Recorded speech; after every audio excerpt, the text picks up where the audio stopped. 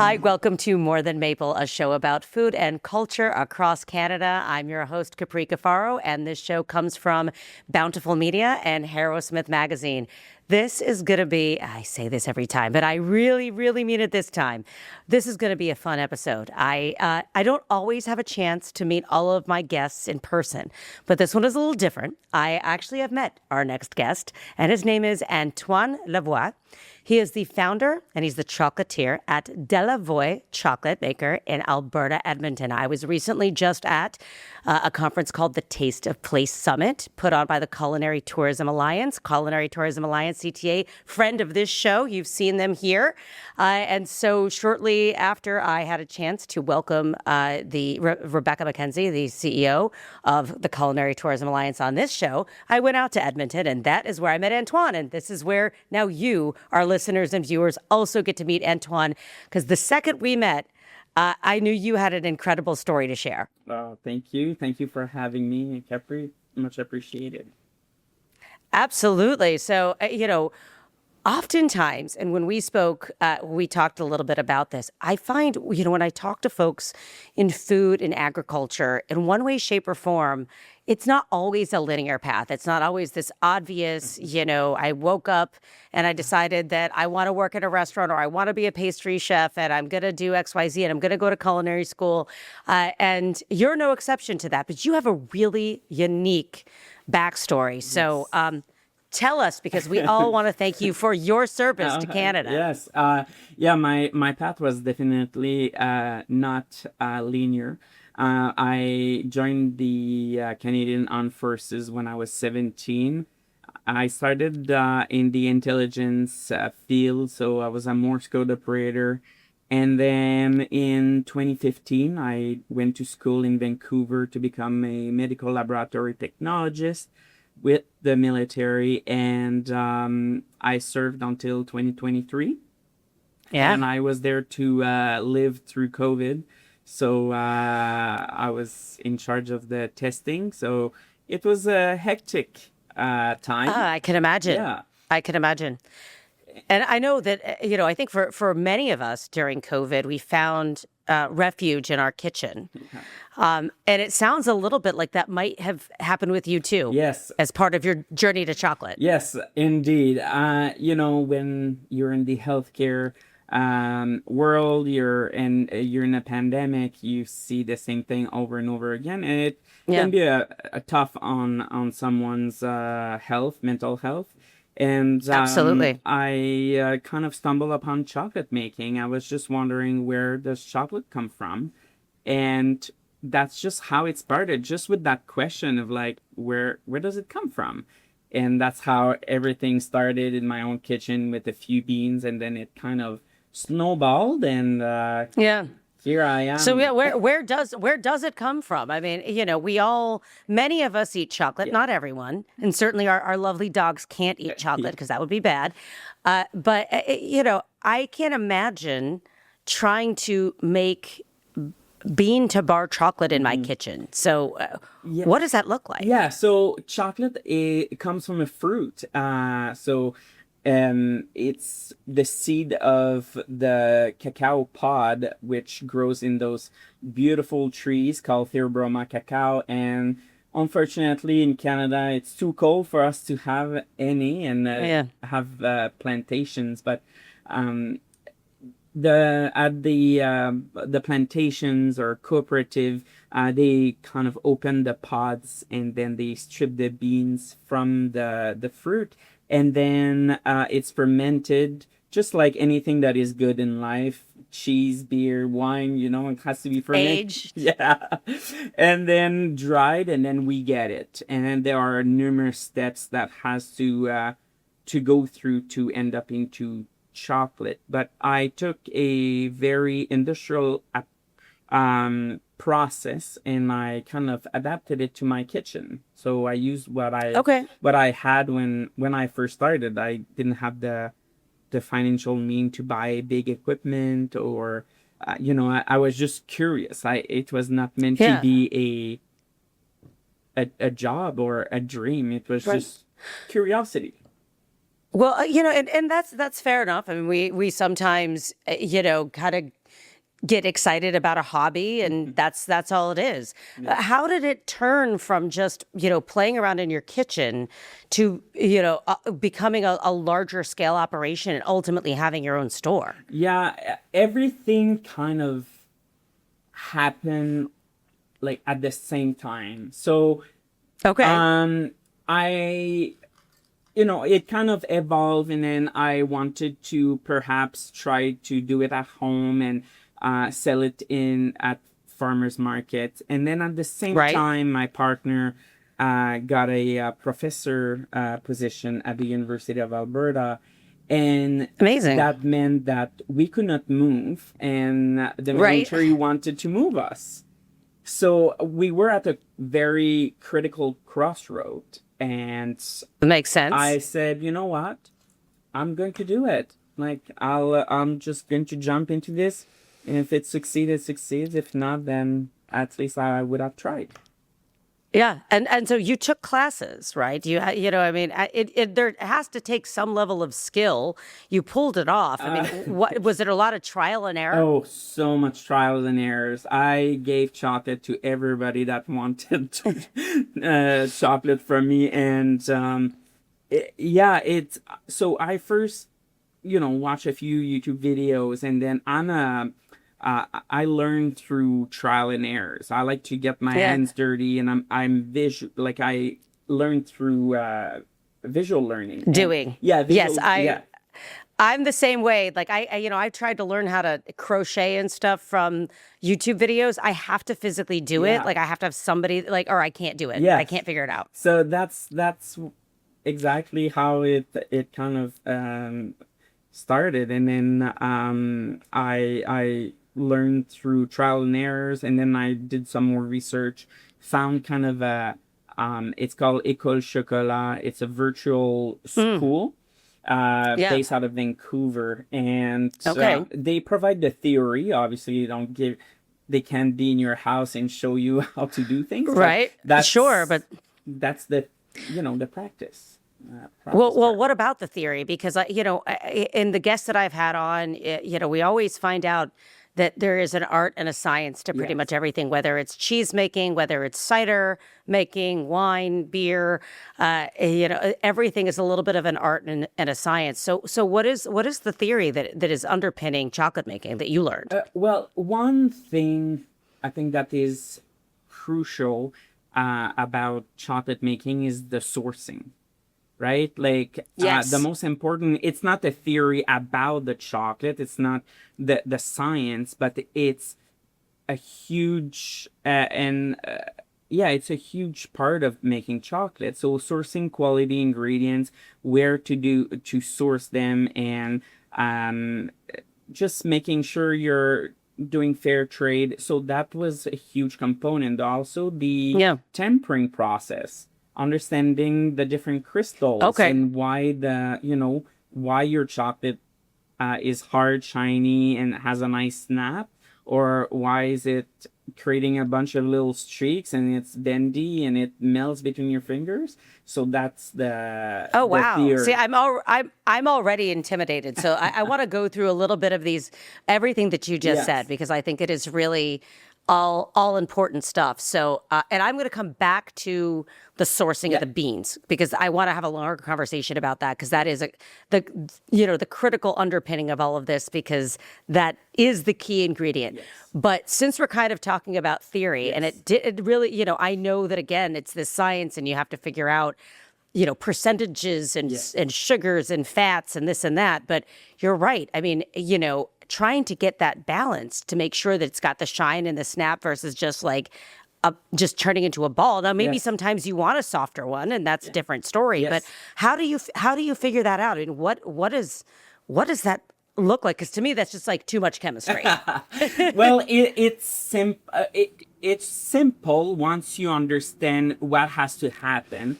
So we're dealing with a bunch of crystals that are found in the cocoa butter. So there are I see. 6 crystals, and basically we only care about beta 5 crystal, just that one. Okay. That when we target this one and we kind of move it around and we bring it through different temperature changes that specific temperatures that only those crystals bind together, and then that forms a solid structure. So that's what creates a snap. So you're basically breaking the bonds of those crystals. Right. So Okay. this is, where you'll see in little chocolate shops where they work the chocolate on marble slabs. That's the tempering process.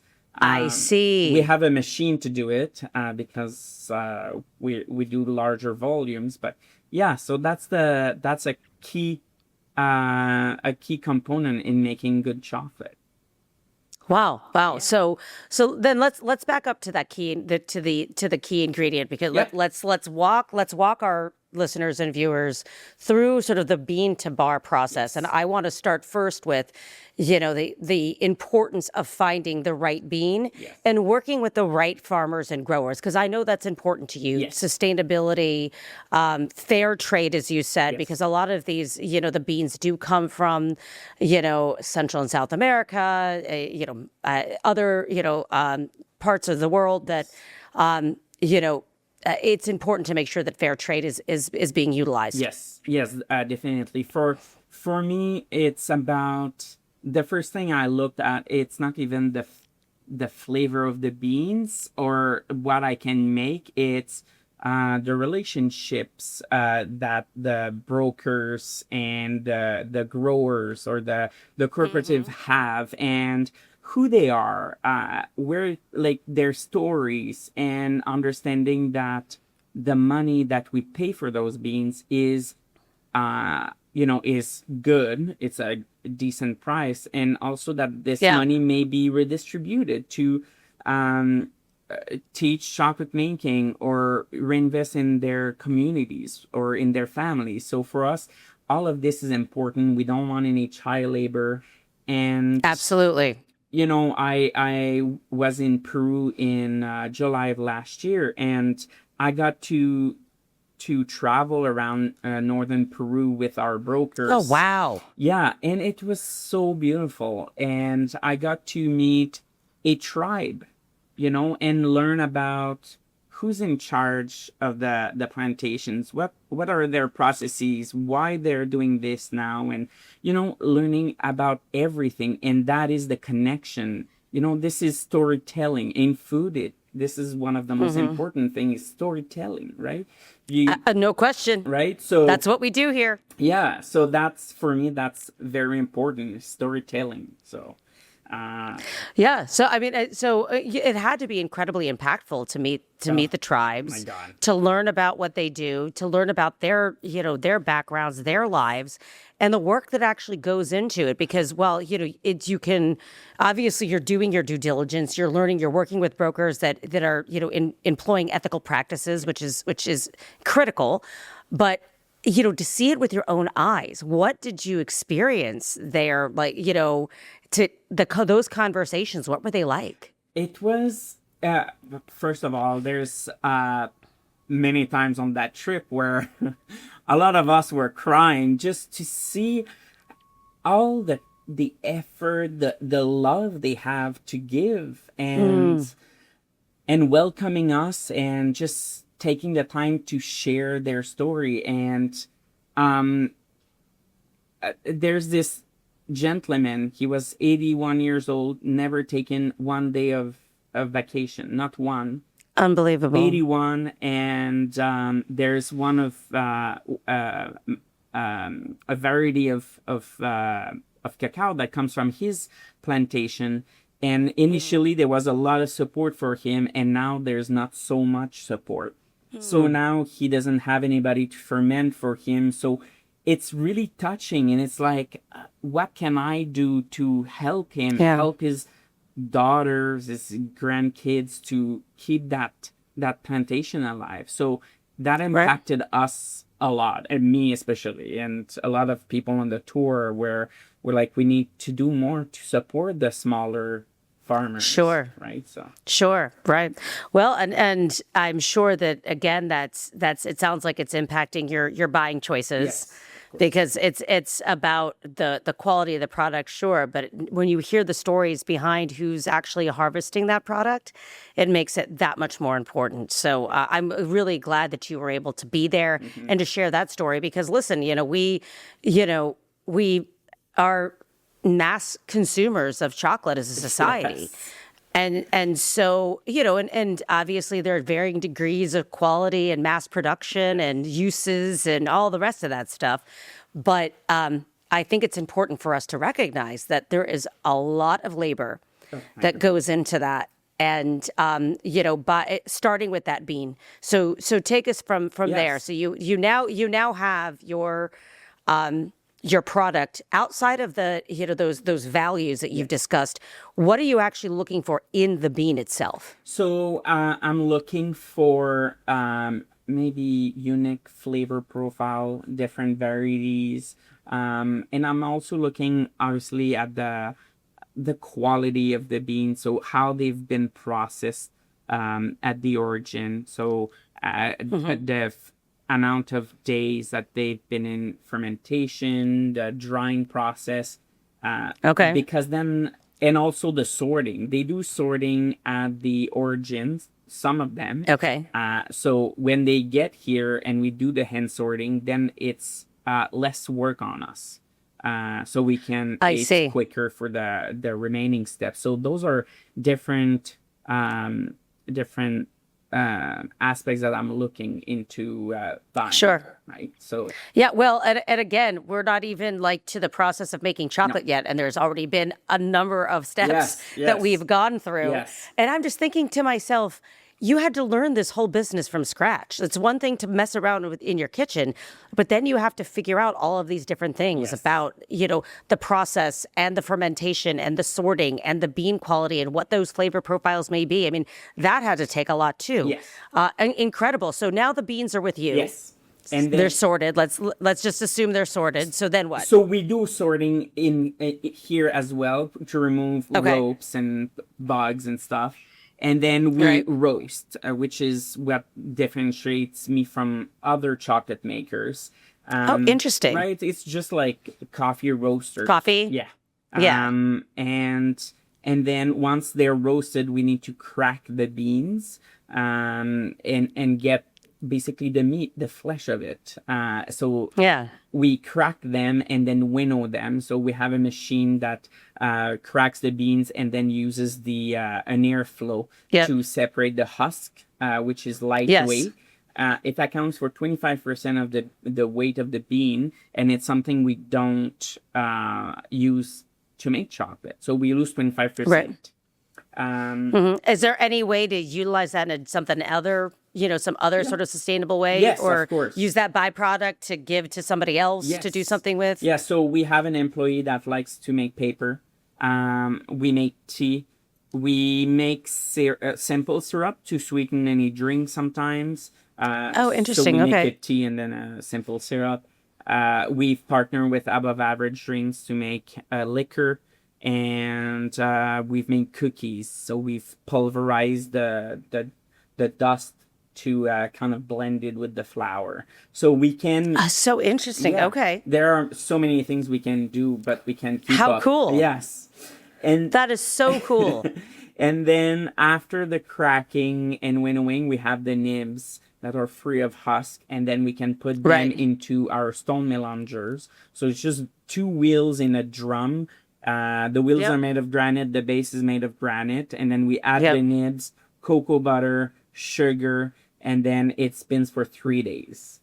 And okay, so where does the cocoa butter come from? Is that also a byproduct of everything that's happening? Yeah, so cocoa butter, basically, we could do it here. I don't have the machine or the buying power to source that many beans, but in the nibs are made of 50% butter. So our brokers, some of our brokers, they process them directly, and they basically warm up the nibs and press them.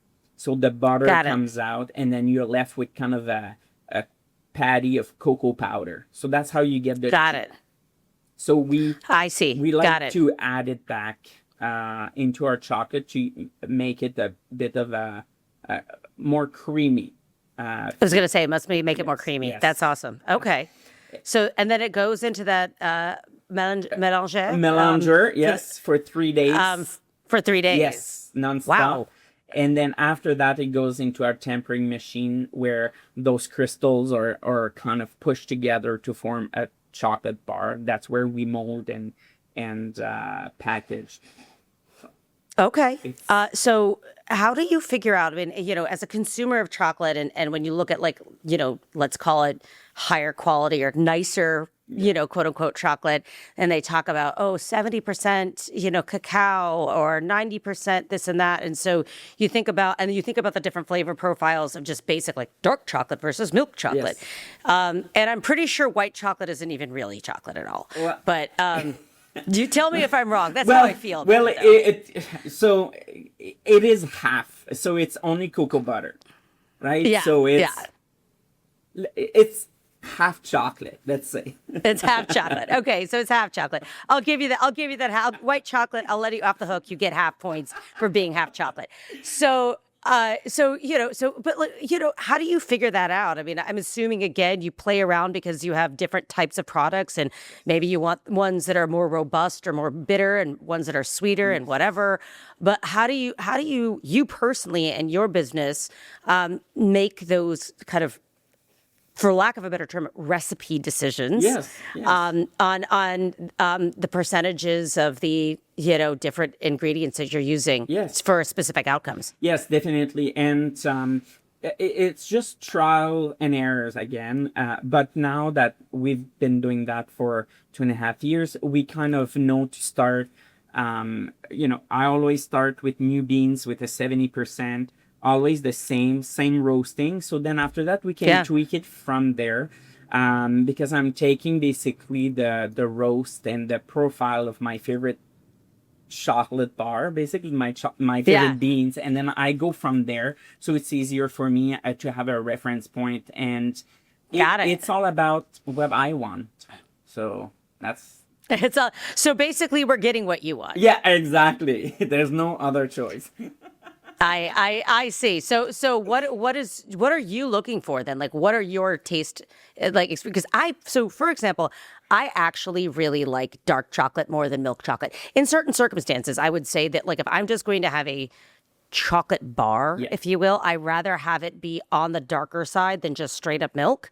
But then if I have like more of a confection, like I love me some coconut haystacks is what they call them in my hometown that I'm from. And so with that, I actually do prefer the milk chocolate. So everybody has their thing. Correct. And I just pulled up your website too, because I'm just looking at what your things are. But I want you to tell us what are your favorite things? Because I'm assuming that you're looking for what you want, but then you're also trying to serve your customers. Yes, of course. Yeah, that's the kind of fine line I have to walk on every time we develop a new recipe, a new chocolate bar. But for me, I want to evoke an emotion. So I love that. I want people to taste the chocolate and be like, I did not expect it to taste this way, or, oh, it's more fruity. We're so used to dark, bitter chocolate, and that's not what I want. I want to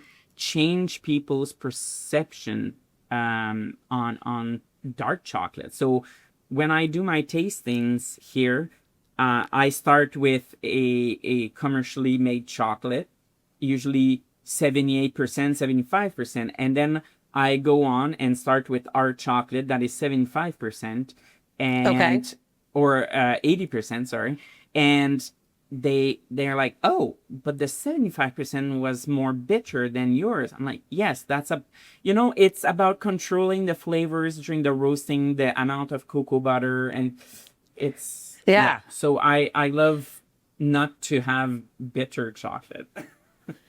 I can understand. So I'm looking at your website, and again, folks, if you want to find, and we'll repeat this at the end, but delavoyechocolate.ca. So I'm here because I didn't have a chance to actually visit the shop when I was in Edmonton, but I'm looking at some of these. First of all, you actually note, particularly when there's like the single origin bars, where they're from. So I noticed Venezuela, Dominican Republic, but then I'm also looking at these are really interesting flavors together. You have a dark chocolate passion fruit, Yes. 65%, 70% dark chocolate vanilla raspberry that actually looks like red Yes. as a bar.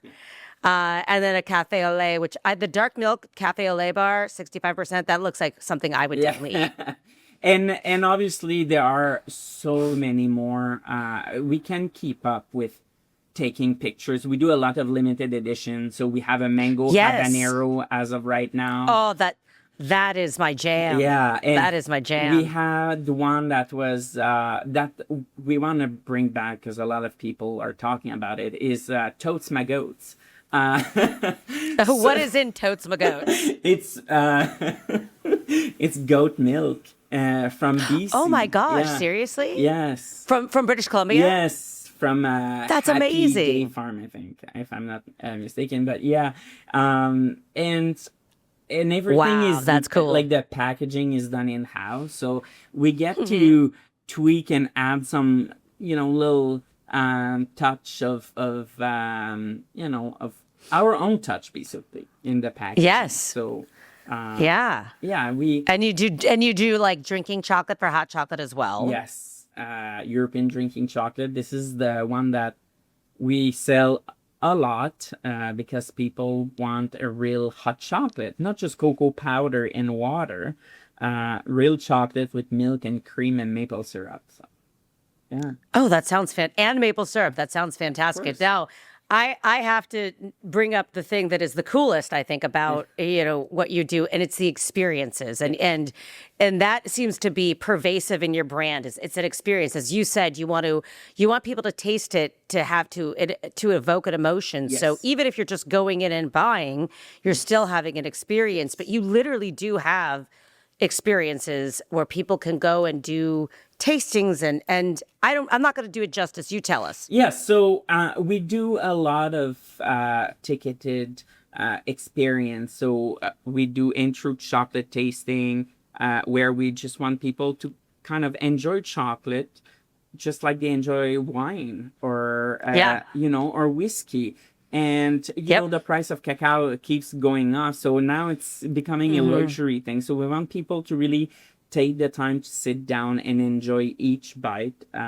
We did sake and chocolate. We do. Oh, no kidding. Yes, that's an interesting pair. Yes, we did cheese and chocolate, beer and chocolate, and one that I really enjoy doing is the after dark experience where I bring. What is that? So it's once we're closed on Wednesdays, not every Wednesdays, but on certain Wednesdays, when we are closed, we invite 8 people that have purchased tickets, and then basically I bring them in the factory, show them everything. They can actually that's awesome. see it. They can taste the chocolate being made, and then they can ask as many questions as they want. And then after that, we give them a dessert, and it's a new one every time. It's something that allows us to be creative and to basically they're guinea pigs. So we trial a bunch of things on. Sign me up! I'm ready. I would gladly be your guinea pig here. Yeah, I mean, I want people to connect with us. I don't want just people to come here to buy something. I want them to remember.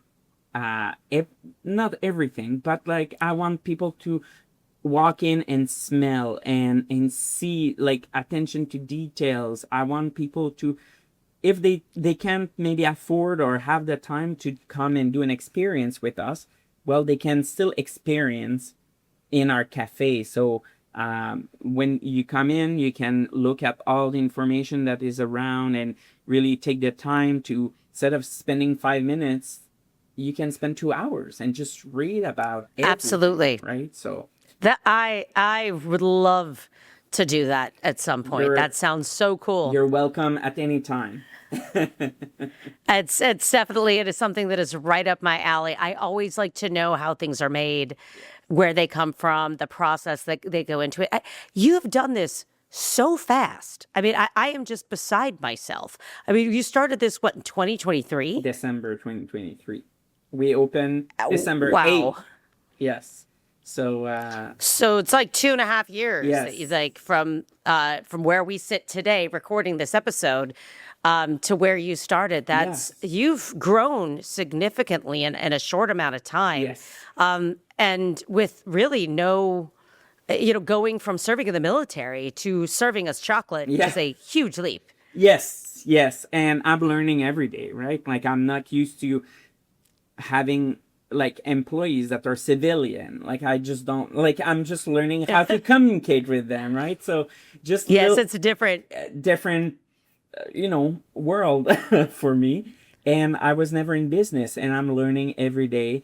It is not easy, but I'm lucky I have a very good support system. And I'm actually lucky to be in this city because Explore Edmonton is amazing, and Yeah, just they are. Edmontonians are very Yes. supportive. So I'm Edmonton was great. It was my first time out there. They were incredibly welcoming. It's a beautiful city. Yeah. Explore Edmonton that you mentioned is their tourism bureau, if you will. Really great. So yeah, they really are just a go and visit Edmonton. Yes. There's so much to discover here in Canada. Of course, yeah, and we're kind of the stop before heading to Jasper, right? So a lot of people Oh yeah, yeah. just go straight from the airport to Jasper. Stop in Edmonton. Like we're There you here. go. There's so many things to see and do. So Well, and so many chocolates to taste, that's for sure. Yeah. Let me tell you something. Antoine, you have a bright future. I am so thank glad that we had a chance to meet randomly at the Yes. Taste to Play Summit. I'm glad that I made it to Edmonton. It was a journey to and from, just because there were storms everywhere and Yes. I had so many delays back and forth, but I made it and I'm so glad I did. So again, let our listeners know, do you ship? yeah, Do you ship? we do ship across Canada. Yes. Okay, so tell our Canadian listeners if they want to order Yes. or learn more, where can they find out? So you can go on our website, delavoyechocolate.ca, and follow us on Instagram at Delavoye Chocolate. That's where And that is DELAVOYE. yes, Chocolate. And this is the origin of my last name. So that's kind of a circle back to where we get our beans, the origin. So now this is the origin of my name. So I was wondering about Yes. that because I obviously your last name being Lavoie Yes. or Lavoie. I was wondering if there was a connection there. So that is just I am just so excited. I want to go back to Edmonton to do one of these experiences sooner rather than later. But Antoine Yes. Lavoie, we are so pleased that you could join More Than Mabel today. Thank you so much for sharing your story, and thank you for your service to Canada too. thank you for having me, Capri. Much appreciated. Absolutely. Thank you. Thanks. More Than Maple is a production of Bountiful Media North America for Harrow-Smith Magazine. It's researched, written, and hosted by me, Capri Cafaro. Recorded at That Toronto Podcast Studio in Toronto, Ontario, with technical support and post-production by 115 Creative.